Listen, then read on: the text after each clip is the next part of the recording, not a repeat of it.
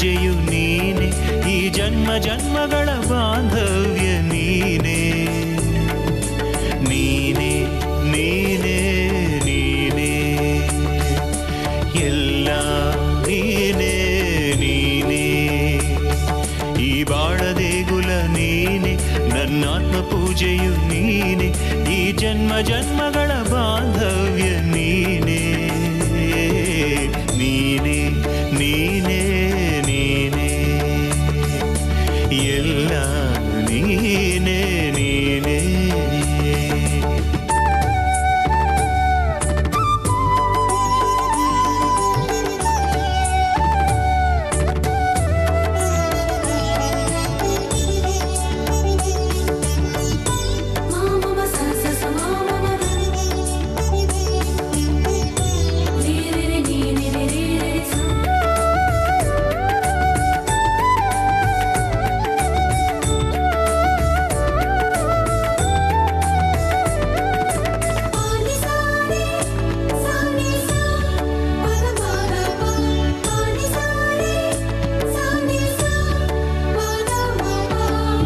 ಸಂಕುಲದ ಭಾವಭಾಷೆಯು ನೀನೇ, ಹನಿ ಹನಿ ಜೀವಾತ್ಮ ನೀನೇ, ಭಾವಭಾಷೆಗಳ ದಿವ್ಯ ಚೇತನ ನೀನೇ, ಭೂಮಿಯ ಸಿಂಚನ ನೀನೇ, ಜನ್ಮ ಜನ್ಮಗಳ ಪಾಪ ಪುಣ್ಯವು ನೀನೇ, ಅರಿವಿನ ಒಳಧ್ವನಿ ನೀನೇ, ಜೀವಲೋಕಗಳ ನಾಟ್ಯ ನರ್ತನ ನೀನೇ, ಸಾಗರ ಅಲೆ ಅಲೆಯು ನೀನೇ, ದಿಗ್ದಿಗಂತದ ಭೂಮಿ ಕಂಪನ ನೀನೇ, ಪ್ರಳಯ ಪ್ರಣಯಗಳ ದಿವ್ಯ ಮಿಲನವು ನೀನೇ, ದಿಗ್ದಿಗಂತದ ಭೂಮಿ ಕಂಪನ ನೀನೇ, ಪ್ರಳಯ ಪ್ರಣಯಗಳ ದಿವ್ಯ ಮಿಲನವು ನೀನೇ.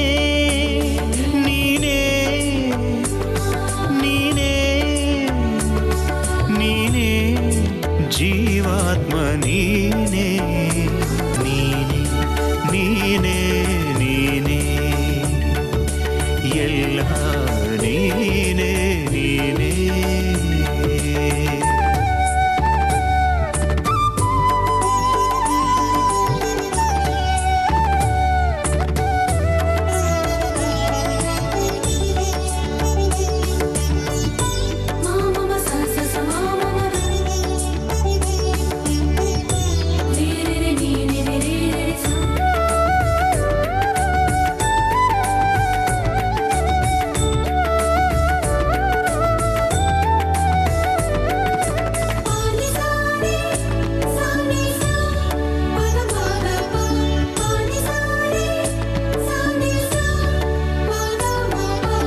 ಆತ್ಮದಾಹವು ಜೀವಮುಕ್ತನು ನೀನೇ, ಬದುಕಿನ ಅಭಯವು ನೀನೇ, ಅಂತರಂಗವು ಬಾಹ್ಯ ರೂಪವು ನೀನೇ, ಸಂಕಲ್ಪ ಸಮ್ಮೋಹ ನೀನೇ, ತಾಯ ಗರ್ಭದಲ್ಲಿ ರೂಪ ಕೊಟ್ಟವನು ನೀನೇ, ನಡೆನುಡಿ ಚಿಂತನೆ ನೀನೇ, ಎಡವಿ ಬಿದ್ದರೂ ಕೈಯ ಹಿಡಿದವ ನೀನೇ, ಕತ್ತಲಾದರೂ ಹೆಜ್ಜೆ ಇರಿಸಿದವ ನೀನೇ, ಆದಿ ಅಂತ್ಯಗಳ ದೀಕ್ಷೆ ಮೋಕ್ಷವು ನೀನೇ, ಪಾತಾಳ ಸ್ವರ್ಗಕ್ಕೂ ನಡುವೆ ಅಂತರ ನೀನೇ, ಆದಿ ಅಂತ್ಯಗಳ ದೀಕ್ಷೆ ಮೋಕ್ಷವು ನೀನೇ, ಪಾತಾಳ ಸ್ವರ್ಗಕ್ಕೂ ನಡುವೆ ಅಂತರ ನೀನೇ.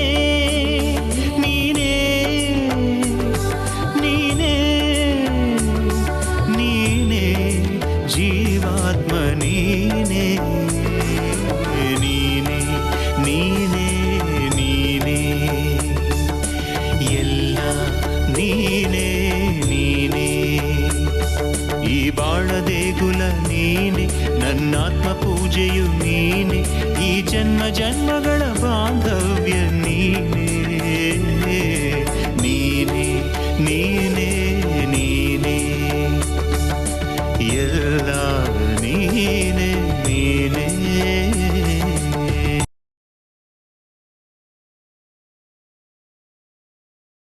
Friends, most of our young people today, when we mention the name of Gonzalo Garcia, may well think of the Uruguayan football Gonzalo Manuel Garcia, who is 38 years old now and who once played an attacking midfielder in Spain.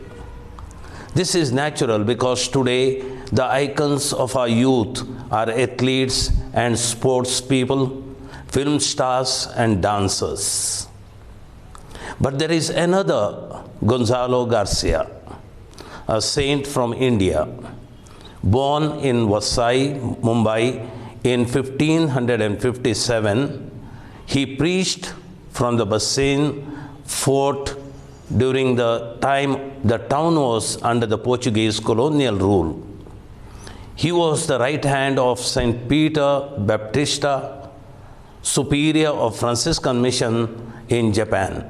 He was tutored by Father Sebastian Gonzalez, a Jesuit priest working in Vasai in the college near Basin Fort. Garcia studied under the Jesuits for 8 years from 1564 to 1572. Then, at the age of 15, Saint Sebastian took Garcia to Japan. He soon managed to learn the language and was seen as an affable person. He soon became popular in the local community as a catechist. Gonzalo's big, cherished dream to be a Jesuit, but not materialized, and he moved on to Manila in the Philippines as a lay missionary. In the Philippines, he was influenced by a Franciscan priest, Father Peter Baptista, and soon joined the Seraphic Order as a lay brother. After working with the leprosy patients there, he was formally ordained as a Franciscan at Manila. On 26 May 1592, Gonzalo went back to Japan along with Father Baptista. After working for 4 years in Japanese, he was suspected, as all other missionaries were suspected, of sedition and were placed under house arrest in their monastery in Miyako on 8 September 1596. A few days afterwards, when they were singing Vespers, they were arrested and they were immured. On 3rd January 1597, the left ears of 26 confessors, among them Garcia, were cut off, but were then collected in reverence by the local Christians. On February 5, Garcia was crucified on Nagasaki Hills with 26 of his companions. Saint Garcia was the first to be extended on and nailed to the cross, which was then erected in the middle of those of his companions. Father Gonzalo, the first to arrive, went straight to one of the crosses and asked, "Is this mine?" The reply was, "It was not." Then he was taken to another cross, where he knelt down and embraced it. The others, one after another, started doing the same. 2 lances impaled his body through his heart while being nailed.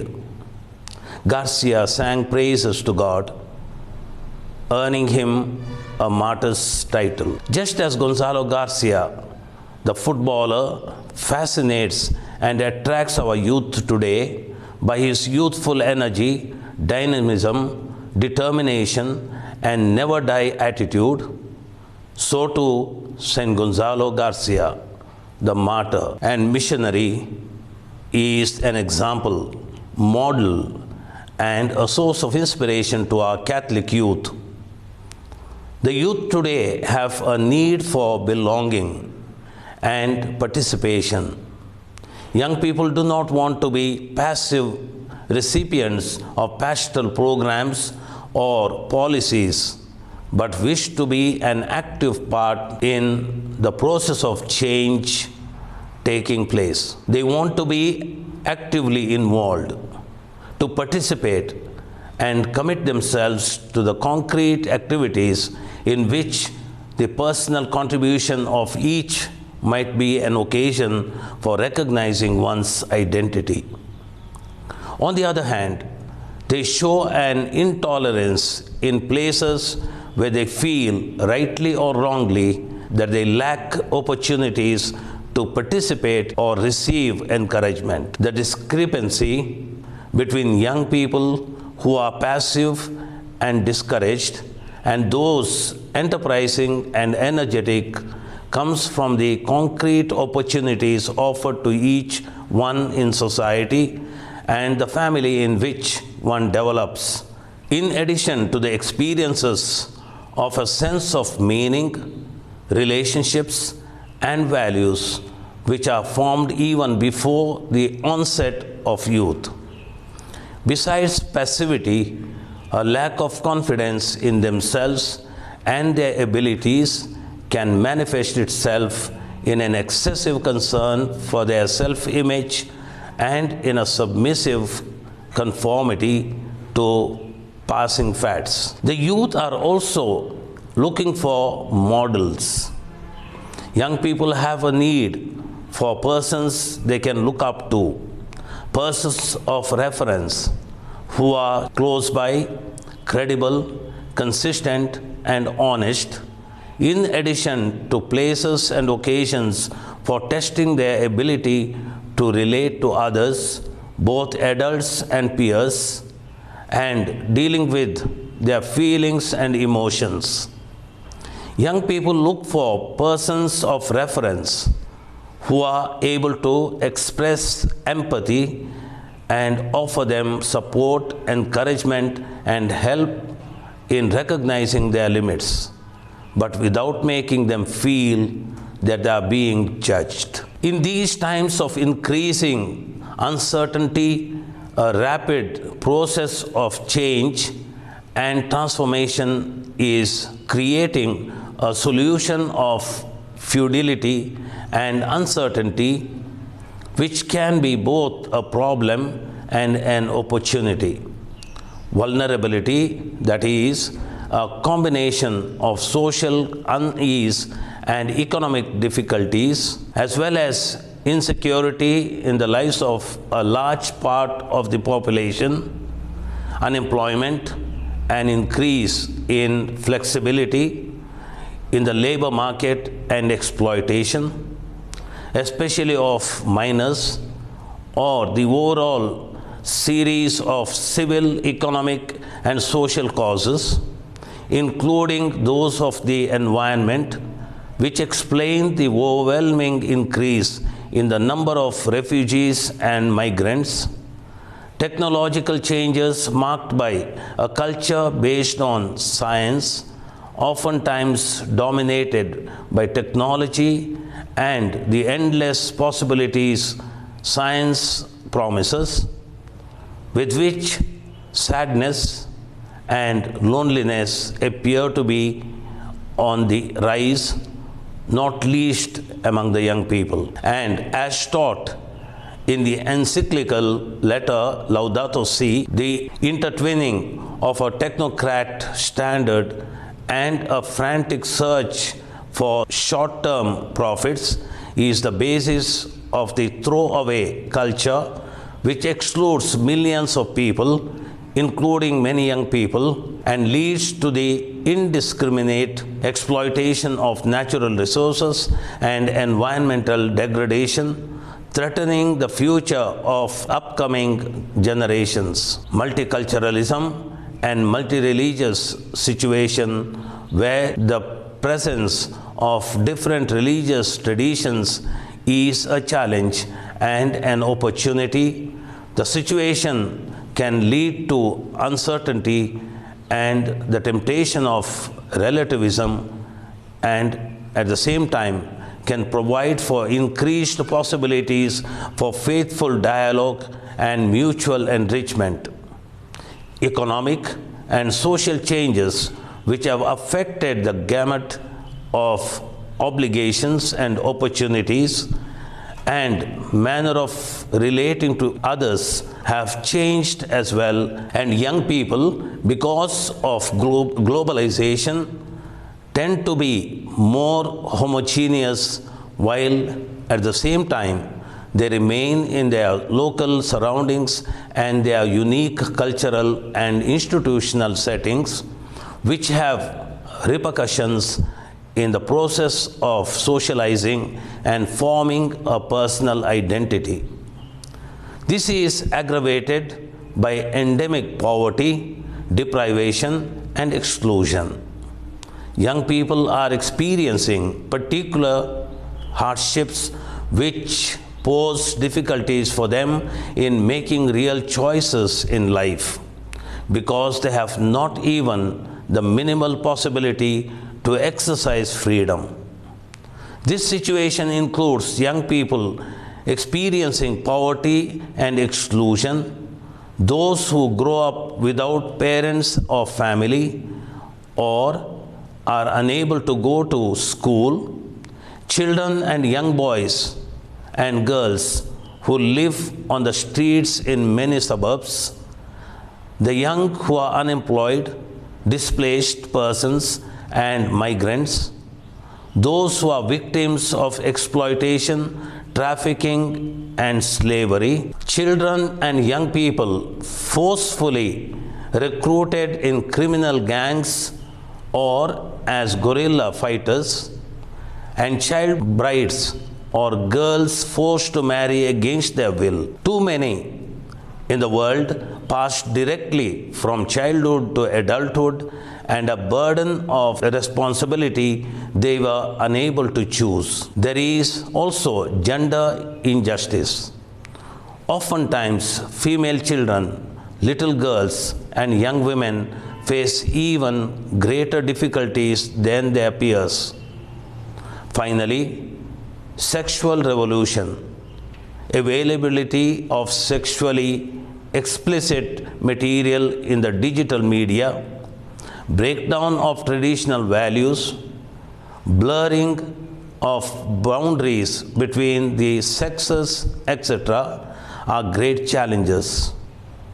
In addition, superficiality, inconsistency, inability to focus on a fixed subject for a length of time, distractedness, need for instant gratification, and resultant frustration, variety of addictions. It is in this stark scenario that fascination for Jesus occurs. The person of Jesus and the good news proclaimed by him continues to fascinate many young people. Heroic persons enthuse and galvanize young people. They work together for common growth. Young people appreciate the choice of working together in real projects which give them opportunities of exercising leadership directed to improving the environment in which they live, and of seeing opportunities to acquire and refine useful skills of life and work. They look for alternatives and innovation. Social innovation creates new opportunities. Young people propose and practice alternatives which show how the world or the church could be. If society or the Christian community want to make something new happen again, they have to leave room for new people to take action. This is particularly problematic in institutions where the age of those who occupy positions of responsibility is high and slows down the pace of generational change. They are generous and ready for sacrifice in the service of the deprived. Here comes the relevance of figures like Gonzalo Garcia, to be a model, an example, and a perennial source of inspiration to our youth today. Therefore, while thanking the organizers for their hard work, I bless all the efforts at galvanizing our youth and pray that through the intercession of Saint Gonzalo Garcia, our youth may steadily march forward along the path of integral development, Christian growth, and social progress. May Gonzalo Garcia intercede for our youth, and may God bless them with life in abundance.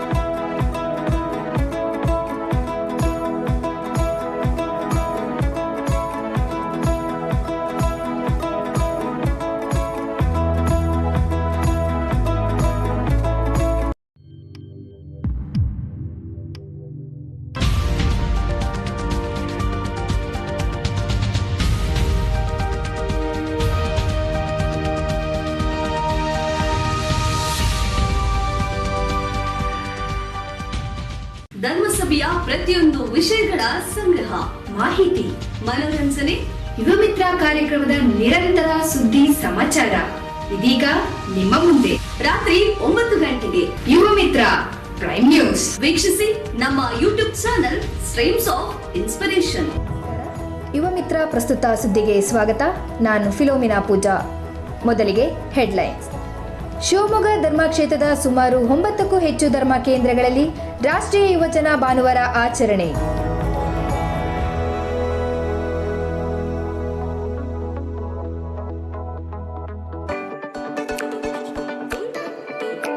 ನನ್ನ ಹೆಸರು ಪೌಲೋಸ್.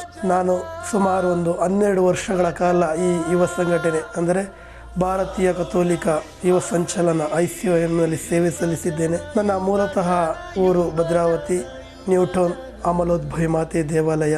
ಇಲ್ಲಿ ನಾನು I.C.Y.M ಸಂಘಟನೆಯಲ್ಲಿ ಸೇವೆ ಮಾಡಿದ್ದೇನೆ ಹಾಗೂ ಧರ್ಮಕ್ಷೇತ್ರದ ಮಟ್ಟದಲ್ಲೂ ಸಹ ನಾನು ಸೇವೆ ಸಲ್ಲಿಸಿದ್ದೇನೆ.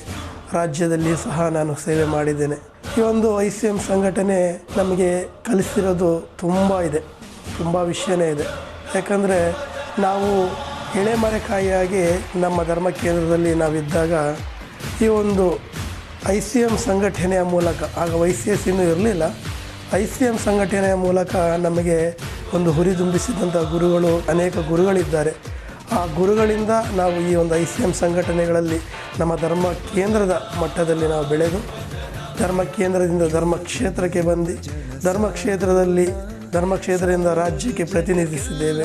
ಈ ಒಂದು I.C.Y.M ಸಂಘಟನೆಯಿಂದ ಅನೇಕ ಕಾರ್ಯಕ್ರಮಗಳೆಂದರೆ ವಿಶೇಷವಾಗಿ ಹೇಗೆ ನಾವು ಬೆಳೆದಿದ್ದೀವಿ ಅಂದರೆ, ನಾವು ಮೂಲತಃ ನಮ್ಮ ಒಂದು ಊರಿನಲ್ಲಿ ಒಂದು ಸ್ಲಮ್ ಏರಿಯಾದಲ್ಲಿ ಬೆಳೆದಂಥ ಯುವಕರು. ಸ್ಲಮ್ ಏರಿಯಾದಲ್ಲಿ ಬೆಳೆದಂಥ ನಮ್ಮ ಏನಿದೆ ಪರಿಸ್ಥಿತಿ, ಸ್ಲಮ್ ಅಂದರೆ ಗೊತ್ತಲ್ಲ, ಎಲ್ಲ ರೀತಿಯ ಜನರು ಅಲ್ಲಿ ಸಿಗ್ತಾರೆ. ಆದರೆ ನಮಗೆ ಈ ಒಂದು I.C.Y.M ಸಂಘಟನೆ ನಮಗೆ ಯಾವ ರೀತಿ ಬೇಸ್ ಹಾಕಿದೆ ಅಂದರೆ, ಒಂದು ಯುವ ಪ್ರಾಯ, ನಾವು ನಿಲ್ಲುವಂತಹ ಪ್ರಾಯ, ಅಲ್ಲಿ ನಮ್ಮ ನಿರ್ಧಾರ ಇದೆಯಲ್ಲ, ಅದು ಭಾರಿ ಇಂಪಾರ್ಟೆಂಟ್. ಕಾರಣ ಯಾಕೆಂದರೆ ಎಷ್ಟೋ ಸಮಯದಲ್ಲಿ ನಾವು ಆ ಒಂದು ಯುವ ಪ್ರಾಯದಲ್ಲಿ ಏನೋ ಮಾಡ್ಬೋದಾಯಿತು, ಬೇರೆ ರೀತಿ ನಮ್ಮ ಒಂದು ಕೇರಿಗಳಲ್ಲಿದ್ದ ಹುಡುಗರ ಜೊತೆನೋ ಅಥವಾ ಬೇರೆ ಸಂಘಟನೆಗಳ ಜೊತೆನೋ ನಾವಿರ್ಬೋದಾಯಿತು, ಇನ್ನಿತರ ಚಟುವಟಿಕೆಗಳು ನಡೀತಾಯಿತ್ತು. ಆದರೂ ಸಹ ನಾವು ಧರ್ಮ ಕೇಂದ್ರದ ಹಾಗೂ ಚರ್ಚಿನ ಕೆಲಸದಲ್ಲಿ ನಾವು ಮಗ್ನರಾಗಿ ಒಂದು ಜವಾಬ್ದಾರಿತ ಯುವಕರಾಗಿ ಬೆಳೆಯಲು ಗುರುಗಳು ಸಹ ನಮಗೆ ಕಾರಣಕರ್ತರಾಗಿದ್ದಾರೆ. ಅಲ್ಲಿಂದ ಧರ್ಮಕ್ಷೇತ್ರದ ಮಟ್ಟದಲ್ಲಿ ನಾವು ಬಂದಿದ್ದೇವೆ. ನಾಯಕತ್ವದ ಗುಣ ನಾವು ಬೆಳೆಸಿಕೊಳ್ಳಲು ನಮಗೆ ಮೂಲ ಕಾರಣ I.C.Y.M ಸಂಘಟನೆ. ನಾವು ಈಗ ನಿಂತು ಮಾತನಾಡೋದು ಸಹ ನಮಗೆ ಬರಲ್ಲ. ಒಬ್ಬರನ್ನ ಕಂಡೇ ನಾವು ಒಬ್ಬರನ್ನ ಮಾತಾಡಿ ಚರ್ಚ್ ಆಯಿತು, ಮನೆ ಆಯಿತು, ಚರ್ಚ್ ಆಯಿತು ಅಷ್ಟೇ. ನಾವು ಈ I.C.Y.M ಸಂಘಟನೆ ಬಂದ ನಂತರ ನಾವು ಚರ್ಚಿನಲ್ಲಿರುವಂಥ ಬಲಿಪೂಜೆ ಮುಗಿದ ತಕ್ಷಣ ಹಿರಿಯರನ್ನು ಮಾತಾಡಿಸೋದು ಹಾಗೂ ಎಲ್ಲ ಸಂಘಟನೆಗಳ ಪದಾಧಿಕಾರಿಗಳನ್ನ ಅಧ್ಯಕ್ಷನ ಪರಿಚಯ ಮಾಡ್ಕೊಳ್ಳೋದು, ನಾವು ಅವರ ಎಲ್ಲ ಸಂಘಟನೆಗಳ ಕೆಲಸ ಕಾರ್ಯಗಳಿಗೆ ಜವಾಬ್ದಾರಿಗಳನ್ನ ಹೊತ್ತುಕೊಳ್ಳೋದು ಆ ರೀತಿಯ ಜವಾಬ್ದಾರಿಯುತ ನಾಯಕತ್ವ ನಮಗೆ ಈ ಒಂದು I.C.M ಸಂಘಟನೆ ಮಾಡಿಕೊಟ್ಟಿದೆ. ವಿಶೇಷವಾಗಿ ನಾವು ಸಮಾಜದಲ್ಲಿ ಹೇಗೆ ನಾವು ಮಾತಾಡಬೇಕು, ತಂದೆ ತಾಯಿಗಳ ಜೊತೆ ನಾವು ಹೇಗೆ ಮಾತಾಡಬೇಕು, ನಮ್ಮ ಬಾಂಧವ್ಯ ಕೆಲಸದಲ್ಲಿ ಹೇಗಿರಬೇಕು, ನಮ್ಮ ಒಂದು ಪರ್ಸ್ನಲ್ ಅಂದರೆ ನಾವು ಹೇಗೆ ನಮ್ಮ ಒಂದು ವೃತ್ತಿ ಜೀವನದಲ್ಲೂ ಸಹ ಹಾಗೂ ನಮ್ಮ ಹಿರಿಯರಿಗೆ ಅಧಿಕಾರಿಗಳಿಗೆ ನಾವು ಹೇಗೆ ನಡೆದುಕೊಳ್ಳಬೇಕು ಗೌರವದಿಂದ ಎಂಬುದನ್ನು ಈ ಒಂದು I.C.M ಸಂಘಟನೆ ನಮಗೆ ಮಾಡಿಕೊಟ್ಟಿದೆ. ಅದರಿಂದ ಭದ್ರ ಬುನಾದಿ ಖಂಡಿತವಾಗಿಯೂ I.C.M ಸಂಘಟನೆ ನಮಗೆ ಮಾಡಿಕೊಟ್ಟಿದೆ. ಇದರಿಂದ ಕಲ್ತಿರೋದು ತುಂಬ ಅಪಾರ ಇದೆ. ಅಪಾರ ಅಂದರೆ ಈ ಒಂದು ನಾವು ಪ್ರತಿನಿಧಿಸಿರುವಂಥ ರಾಜ್ಯಗಳಿರ್ಬೋದು, ಈ ಒಂದು I.C.M ಸಂಘಟನೆಯಿಂದಲೇ ನಮಗೆ ಭಾಷೆ ಬರಲ್ಲ, ಇಂಗ್ಲೀಷ್ ಬರಲ್ಲ, ಹಿಂದಿ ಬರಲ್ಲ, ಆದರೆ ಗುರುಗಳು ನಿನಗೇನು ಬಂದಿಲ್ಲ ಅಂದರೂ ಪರವಾಗಿಲ್ಲ, ನೀವು ಹೋಗು. ತಮಿಳುನಾಡು ಹೋಗಿದ್ದೇವೆ, ಒರಿಸ್ಸಾ ಹೋಗಿದ್ದೇವೆ, ಪಶ್ಚಿಮ ಬಂಗಾಳ ಹೋಗಿದ್ದೇವೆ, ಮಹಾರಾಷ್ಟ್ರ ಹೋಗಿದ್ದೇವೆ, ಕೇರಳ ಹೋಗಿದ್ದೇವೆ, ಗೋವಾ ಹೋಗಿದ್ದೇವೆ, ಹಾಗೂ ಗುವಾಹಟಿ ಹೋಗಿದ್ದೇವೆ. ಇನ್ನೂ ಅನೇಕ ರಾಜ್ಯಗಳು ಮತ್ತು ಜಿಲ್ಲೆಗಳಿಗೆ ಪ್ರತಿನಿಧಿಸಿದ್ದೇವೆ. ಅನೇಕ ಕಾರ್ಯಕ್ರಮಗಳು ಅಂದರೆ ಜಿಲ್ಲಾ ಹಾಗೂ ರಾಜ್ಯದ ಹಾಗೂ ರಾಷ್ಟ್ರೀಯ ಅಂತಾರಾಷ್ಟ್ರೀಯ ಕಾರ್ಯಕ್ರಮಗಳನ್ನು ನಾವು ಪರಿಚಯಿಸಿಕೊಂಡಿದ್ದೇವೆ ಹಾಗೂ ಹೋಗಿ ಅದರಲ್ಲಿ ಪಾಲ್ಗೊಂಡಿದ್ದೇವೆ. ಅದರಿಂದ ನಾವು ಕಲಿತುಕೊಂಡಂಥ ವಿಷಯಗಳು ಅಪಾರವಾಗಿದ್ದಾವೆ. ಈ ಒಂದು I.C.M ಸಂಘಟನೆ ನಿಜವಾಗಿಯೂ ನನ್ನ ವೃತ್ತಿ ಜೀವನಕ್ಕೆ, ನನ್ನ ವೈಯಕ್ತಿಕ ಜೀವನಕ್ಕೆ ಖಂಡಿತವಾಗಿ ನನಗೆ ಭದ್ರ ಬುನಾದಿ. ಇದೆಂದಿಗೂ ಮರೆಯದಂಥ ಸಂಘಟನೆ. ಈ ಸಂಘಟನೆಯ ಮೂಲಕ ನಾನು ಖಂಡಿತವಾಗಿ ಒಬ್ಬ ಜವಾಬ್ದಾರಿತ ಯುವಕನಾಗಿ ಪ್ರಸ್ತುತ ಒಬ್ಬ ಜವಾಬ್ದಾರಿತ ಕುಟುಂಬ ಜೀವನ ನಡೆಸಲು ಹಾಗೂ ನನ್ನ ವೃತ್ತಿ ಜೀವನ ಇಂಟೀರಿಯರ್ ಡೆಕೋರೇಷನ್ ವರ್ಕ್ನ ನಾನು ಜವಾಬ್ದಾರಿತವಾಗಿ ಯೋಜನಾಪೂರ್ವಕವಾಗಿ ಮಾಡಲು ಖಂಡಿತವಾಗಿ ಇದು ನನಗೆ ಭದ್ರ ಬುನಾದಿ ಹಾಕ್ಕೊಟ್ಟಿದೆ ಅಂತ ಹೇಳಿದ್ರೆ ತಪ್ಪಾಗಲಿಕ್ಕಿಲ್ಲ. ಎಷ್ಟು ಜನ ಇದ್ದಾರೆ ಧರ್ಮ ಕೇಂದ್ರದಲ್ಲಿ ಮುಖ್ಯ ಅಲ್ಲ, ನಾವಿಬ್ಬರೇ ಧರ್ಮ ಕೇಂದ್ರದಲ್ಲಿ ನಾವು ಸಂಘಟನೆಯನ್ನು ಕಟ್ಟಿದ್ದೇವೆ, ಸಂಘಟನೆಯನ್ನು ಬೆಳೆಸಿದ್ದೇವೆ. ನಮ್ಮ ಧರ್ಮ ಕೇಂದ್ರದ ಒಂದು ಮಾದರಿಯ ಧರ್ಮ ಕೇಂದ್ರ ಆಗಿದೆ. ಆ ಸಮಯದಲ್ಲಿ ನಮ್ಮ ಧರ್ಮಕ್ಷೇತ್ರದಲ್ಲಿ ಯುವ ಸಂಘಟನೆಗೆ ಧರ್ಮಕ್ಷೇತ್ರದ ಮಟ್ಟದಲ್ಲಿ ಪ್ರಶಸ್ತಿ ಕೊಡ್ತಾಯಿದ್ರು. ಆ ಒಂದು ಪ್ರಶಸ್ತಿಯನ್ನು ಪಡೆಯಲು ನಾವು ಯುವ ಸಂಘಟನೆ ಪ್ರತಿ ಧರ್ಮ ಕೇಂದ್ರದಲ್ಲಿ ಪಣ ತೊಟ್ಟಿದ್ದೇವೆ. ವರ್ಷಕ್ಕೆ ಪ್ರತಿ ತಿಂಗಳಿಗೆ ಒಂದೊಂದು ಕಾರ್ಯಕ್ರಮ, ವಿಶೇಷವಾಗಿ ಸಮಾಜದಲ್ಲಿ ಎಲ್ಲ ಜಾತಿ ಜನಾಂಗಗಳನ್ನು ಸೇರಿಸಿ ಸರ್ವಧರ್ಮ ಸಮ್ಮೇಳನ ಅಂತ ಒಂದು ಕ್ರಿಸ್ಮಸ್ ಸಮಯದಲ್ಲಿ ನಾವು ಎಲ್ಲ ಮುಸ್ಲಿಮ್ಸ್ ಬಾಂಧವರು, ಹಿಂದೂ ಬಾಂಧವರು, ಮೌಲ್ಯಗಳನ್ನ, ಸ್ವಾಮೀಜಿಗಳನ್ನ ಕರೆಸಿ ಒಂದು ಭಾಷಣ ಕೊಡಿಸಿ ಸರ್ವಧರ್ಮ ಸಮ್ಮೇಳನದ ಸಹ ಕಾರ್ಯಕ್ರಮಗಳನ್ನ ನಾವು ಮಾಡಿದ್ದೇವೆ. ರಕ್ತದಾನ ಶಿಬಿರ ಎಂಬ ಅದ್ಭುತ ಕಾರ್ಯಕ್ರಮ ಮಾಡಿ ನಾವು ಯಶಸ್ವಿಗೊಂಡಿದ್ದೇವೆ. ನಮ್ಮ ಒಂದು ಸಮಾಜದಲ್ಲಿ ಎಲ್ಲ ವಿಧಿವರನ್ನು ಕರೆದಿ ಅವರಿಗೂ ಸಹ ಒಳ್ಳೆಯ ರೀತಿಯ ಸಂಪನ್ಮೂಲಕ ವ್ಯಕ್ತಿಗಳನ್ನು ಕರೆಸಿ ಮಾತಾಡಿಸಿ ಅವರೊಂದಿಗೆ ದಿನ ಕಳೆದು ಅವರೊಂದಿಗೆ ನಾವು ವಿಧವೆಯರ ದಿನಗಳನ್ನು ಆಚರಿಸಿದ್ದೇವೆ. ಪ್ರತಿ ತಿಂಗಳು ನಾವು ನಮ್ಮ ಒಂದು I.C.M ಸಂಘಟನೆ ನಾವು ಈ ಧರ್ಮಕ್ಷೇತ್ರದಲ್ಲಾಗಲಿ ಹೊರ ರಾಜ್ಯದಿಂದಾಗಲಿ ಕಲಿತುಕೊಂಡಂಥ ವಿಷಯಗಳನ್ನು ನಮ್ಮ ಧರ್ಮ ಕೇಂದ್ರದ ಮಟ್ಟಗಳಲ್ಲಿ, ನಮ್ಮ ಸಮುದಾಯ ಮಟ್ಟಗಳಲ್ಲಿ ಹಾಗೂ ನಮ್ಮ ಧರ್ಮ ಕೇಂದ್ರದ ವಲಯ ಮಟ್ಟಗಳಲ್ಲಿ ನಾವು ಆಯೋಜಿಸಿದ್ದೇವೆ, ಅದನ್ನು ನಿಭಾಯಿಸಿದ್ದೇವೆ. ಖಂಡಿತವಾಗಿಯೂ ನಿಭಾಯಿಸುವಂಥ ಶಕ್ತಿ ಈ I.C.M ಸಂಘಟನೆ ನಮಗೆ ಕೊಡುತ್ತೆ ಅಂತ ಹೇಳೋದು ತಪ್ಪಾಗಲಿಕ್ಕಿಲ್ಲ. ಯಾಕಂದರೆ ನಾವು ಯೋಚಿಸುವಂಥ ಗುರಿ ಸ್ಪಷ್ಟವಾಗಿರಬೇಕು. ಏನೇ ಅದನ್ನು ನಿರ್ಧಾರ ಕೈಗೊಳ್ಳಬೇಕು, ಮುನ್ನುಗ್ಗಿ ಮಾಡಿದಾಗ ಒಂದು ಯಶಸ್ವಿ ಸಿಗುತ್ತೆ. ಯಶಸ್ವಿ ಸಿಗಲಿಲ್ಲ ಅಂದರೆ ಖಂಡಿತವಾಗ್ಲೂ ಅನುಭವ ಆಗುತ್ತೆ. ಆದ್ದರಿಂದ ಈ ಒಂದು I.C.M ಸಂಘಟನೆ ನನಗೆ ತುಂಬಾ ಬೆಳೆಸಿದೆ. ಎಲ್ಲ ರೀತಿಯ ವಿಶೇಷವಾಗಿ ಎಲ್ಲ ರೀತಿಯ ಗುರುಗಳನ್ನು ನನಗೆ ಪರಿಚಯ ಮಾಡಿಸಿಕೊಟ್ಟಿದೆ. ಧರ್ಮಕ್ಷೇತ್ರದಲ್ಲಿ ಅನೇಕ ಧರ್ಮಾಧ್ಯಕ್ಷರನ್ನು ಪರಿಚಯ ಮಾಡಿಸಿಕೊಟ್ಟಿದೆ. ಹಾಗೂ ಈ ಒಂದು ಯುವ ಪ್ರಾಯದಲ್ಲಿ ಪ್ರಭುವನ್ನು ಅರಿತುಕೊಳ್ಳಲು ನನಗೆ ಒಂದು ಸಾಕ್ಷಿ ಜೀವನ ನಡೆಸಲು, ಅಂದರೆ ಈ ಒಂದು ಸಮಯದಲ್ಲಿ ನಾವು ಬೇರೆ ಹಾದಿನೇ ಹಿಡಿಬೋದಾಗಿತ್ತು, ಆದರೆ ಆ ಹಾದಿ ನಾವು ಹಿಡಿಲಿಲ್ಲ. ಪ್ರಭುವನ್ನು ಅರಿತುಕೊಂಡು ಅವರಿಗೆ ಸಾಕ್ಷಿ ಜೀವನ ನಡೆಸಲು ನನಗೆ ಈ ಒಂದು I.C.M ಸಂಘಟನೆ ಬಲವಾಗಿ ನಿಂತಿದೆ. ಈ ಒಂದು I.C.M ಸಂಘಟನೆ ನಾನು ಮರಲಿಕ್ಕೆ ಸಾಧ್ಯ ಇಲ್ಲ. ನೀವೆಲ್ಲರೂ I.C.M ಸಂಘಟನೆ ಬೆಳೆಸಿ, ನಡೆಸಿ, ಮುನ್ನಡೆಸಿ, ಪ್ರೀತಿಯಿಂದ ಇರೋಣ, ಎಲ್ಲರಿಗೂ ಸಾಕ್ಷಿಗಳಾಗೋಣ.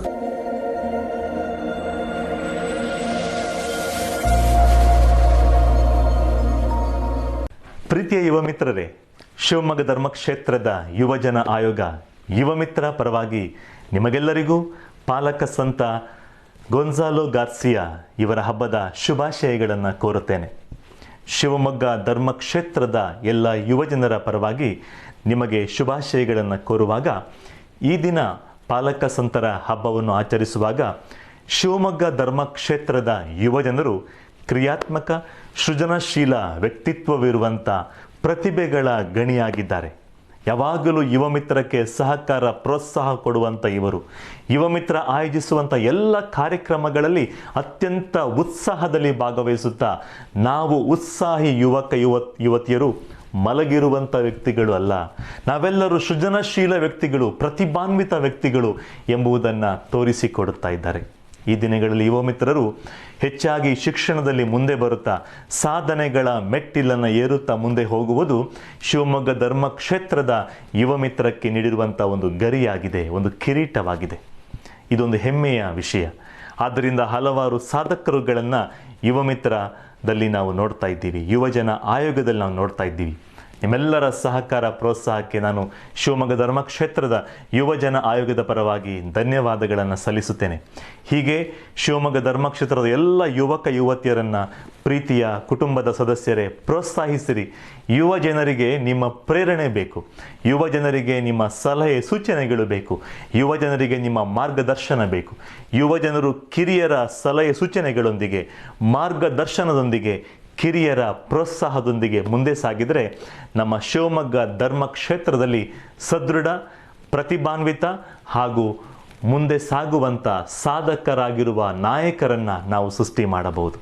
ಹಾಗಾದರೆ ಯುವ ಜನರಿಗಾಗಿ ಪ್ರಾರ್ಥನೆ ಮಾಡುವಾಗ ಅವರನ್ನು ಪ್ರೋತ್ಸಾಹಿಸಿರಿ ಎಂದು ನಾನು ಶಿವಮೊಗ್ಗ ಧರ್ಮಕ್ಷೇತ್ರದ ಯುವಜನ ಆಯೋಗದ ಪರವಾಗಿ ನಿಮ್ಮಲ್ಲಿ ಕೇಳಿಕೊಳ್ಳುತ್ತೇನೆ. ಬನ್ನಿ ಎಲ್ಲ ಯುವ ಮಿತ್ರರೇ, ನಿಮಗೆ ಶಿವಮೊಗ್ಗ ಧರ್ಮಕ್ಷೇತ್ರದ ಯುವಜನ ಆಯೋಗದ ಪರವಾಗಿ ಹಬ್ಬದ ಶುಭಾಶಯಗಳನ್ನ ಕೋರುತ್ತೇನೆ. God bless you all. Happy feast to all of you.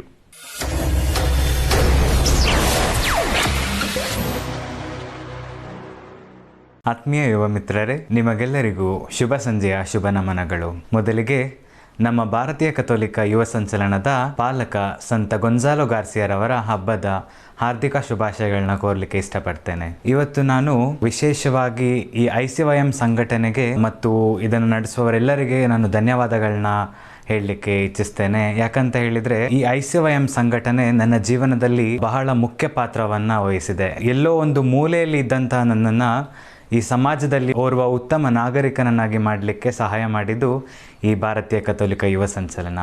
ಯಾಕೆ ಅಂತ ಹೇಳಿದರೆ, ನಾನು ಈ I.C.Y.M ಭಾರತೀಯ ಕಥೋಲಿಕ ಯುವ ಸಂಚಲನಕ್ಕೆ ನಾನು ಸೇರಿದಾಗ ಕೆಲವು ವಿಚಾರಗಳನ್ನ ಕಳ್ಕೊಂಡೆ ಹಾಗೂ ಹಲವಾರು ವಿಚಾರಗಳನ್ನ ಪಡ್ಕೊಂಡೆ.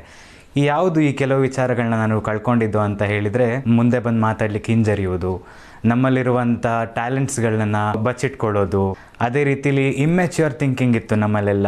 ಸೊ ಅದನ್ನು ನಾನು ಕಳ್ಕೊಂಡೆ. ಆಮೇಲೆ ರೆಸ್ಪಾನ್ಸಿಬಿಲಿಟೀಸ್ನ ಕೊಟ್ಟಾಗಲಿ ಅಥವಾ ಏನೋ ಒಂದು ಮಾಡುವಾಗ ನಾನು ಯೂಶಲಿ ಹಿಂದೇಟಾಗ್ತಾ ಇದ್ದೆ, ಬೇಡ ನನ್ನಿಂದ ಆಗಲ್ಲ ಅನ್ನೋದನ್ನು. ಆದರೆ ಈಗ ಅದನ್ನೆಲ್ಲ ನಾನು ಕಳ್ಕೊಂಡಿದ್ದೀನಿ. ಏನನ್ನು ನಾನು ಪಡ್ಕೊಂಡಿದ್ದೀನಿ ಅಂತ ಹೇಳಿದರೆ, ಒಂದು ನಾಯಕತ್ವ ಗುಣವನ್ನು ಪಡ್ಕೊಂಡಿದ್ದೀನಿ, ಹಲವಾರು ಸ್ನೇಹಿತರನ್ನು ನಾನು ಪಡ್ಕೊಂಡಿದ್ದೀನಿ, ಮೌಲ್ಯಗಳನ್ನು ಪಡ್ಕೊಂಡೆ, ಉತ್ತಮ ಜೀವನಕ್ಕೆ ದಾರಿಯನ್ನು ನಾನು ರೂಪಿಸ್ಕೊಳ್ಳಿಕ್ಕೆ ಈ I.C.Y.M ನನಗೆ ಕಾರಣವಾಯಿತು. ಇದೇ ರೀತಿ ಹಲವಾರು ವಿಚಾರಗಳನ್ನ ನಾನು ಪಡ್ಕೊಂಡೆ. ಬೇರೆ ಬೇರೆ ಊರುಗಳಿಗೆ ಹೋದೆ, ರೀಜನಲ್ ಲೆವೆಲಲ್ಲಿ ನಾನು ರೆಕ್ಸ್ಕೋ ಮೆಂಬರ್ ಆಗಿ ಸೇವೆ ಸಲ್ಲಿಸಿದೆ, ಹೊಸ ಹೊಸ ಜನರನ್ನು ಪರಿಚಯ ಮಾಡಿಕೊಂಡೆ. ಈ ಒಂದು I.C.Y.M ಜರ್ನಿಯಲ್ಲಿ ನನಗೆ ಸಹಾಯ ಮಾಡಿದವರು ತುಂಬ ಜನ ಇದ್ದಾರೆ. ಯುವಜನ ನಿರ್ದೇಶಕರಾಗಿರ್ಬೋದು, ಗುರುಗಳಾಗಿರ್ಬೋದು, ಕನ್ಯಾಸ್ತ್ರೀಯರಾಗಿರ್ಬೋದು, ನನ್ನ ಡೆಕ್ಸ್ಕೋ ಮೆಂಬರ್ಸ್ ಆಗಿರಲಿ ಅಥವಾ ರೆಕ್ಸ್ಕೋ ಮೆಂಬರ್ಸ್ ಆಗಿರಲಿ, ಇವರೆಲ್ಲರೂ ನನಗೆ ತುಂಬ ಸಪೋರ್ಟ್ ಮಾಡಿದರು. ನಾನು ಎಲ್ಲೋ ನನ್ನಿಂದೇನು ಸಾಧನೆ ಮಾಡಲಿಕ್ಕೆ ಆಗೋದಿಲ್ಲ, ಒಂದು ಸಮಾಜದಲ್ಲಿ ಒಳ್ಳೆಯ ಹೆಸರನ್ನು ತಗೊಳ್ಳಿಕ್ಕೆ ಆಗೋದಿಲ್ಲ ಅಂತ ಅಂದ್ಕೊಂಡ ನನ್ನನ್ನು ಇವತ್ತಿನ ದಿನ ಮುಂದೆ ಬಂದು ಮಾತಾಡಲಿಕ್ಕೆ, ಒಳ್ಳೆ ನಾಯಕನಾಗಲಿಕ್ಕೆ ಸಹಾಯ ಮಾಡಿರೋವಂಥದ್ದು ಈ I.C.Y.M. ಸೊ ಹಾಗಾಗಿ ಯುವ ಮಿತ್ರರೇ, ನೀವು ಬನ್ನಿ, ಮತ್ತೆ ಇನ್ನೊಬ್ಬರನ್ನ ಕರೆ ತನ್ನಿ, ನಾವೆಲ್ಲರೂ ಒಟ್ಟಾಗಿ ನವ ಸಮಾಜ ನಿರ್ಮಾಣವನ್ನು ಮಾಡೋಣ ಅಂತ ಹೇಳ್ತಾ, ಈ I.C.Y.M ಸಂಘಟನೆಗೆ ಮತ್ತು ಈ I.C.Y.M ಸಂಘಟನೆಯಲ್ಲಿ ನನ್ನ ಜೊತೆಗಿದ್ದಂಥ ಎಲ್ಲ ಡೆಕ್ಸ್ಕೋಸ್ಗೆ, ಯುವ ನಿರ್ದೇಶಕರಿಗೆ ಹಾಗೂ ನಮ್ಮ ಧರ್ಮಾಧ್ಯಕ್ಷರಿಗೆ ಎಲ್ಲರಿಗೂ ನಾನು ನನ್ನ ಧನ್ಯವಾದಗಳನ್ನ ಸಲ್ಲಿಸ್ತೇನೆ. ಯಾವಾಗಲೂ ನಾನು I.C.Y.Mಗೆ, ಈ ಭಾರತೀಯ ಕಥೋಲಿಕ ಯುವ ಸಂಚಲನಕ್ಕೆ ನಾನು ಯಾವಾಗಲೂ ಚಿರಋಣಿ ಅಂತ ಹೇಳಲಿಕ್ಕೆ ಇಷ್ಟಪಡ್ತೀನಿ. ಮತ್ತೊಮ್ಮೆ ನಿಮಗೆಲ್ಲರಿಗೂ ನಮ್ಮ ಪಾಲಕ ಸಂತರಾದ ಸಂತ ಗೊಂಜಾಲೋ ಗಾರ್ಸಿಯರವರ ಹಬ್ಬದ ಹಾರ್ದಿಕ ಶುಭಾಶಯಗಳನ್ನ ಸಲ್ಲಿಸ್ತೇನೆ.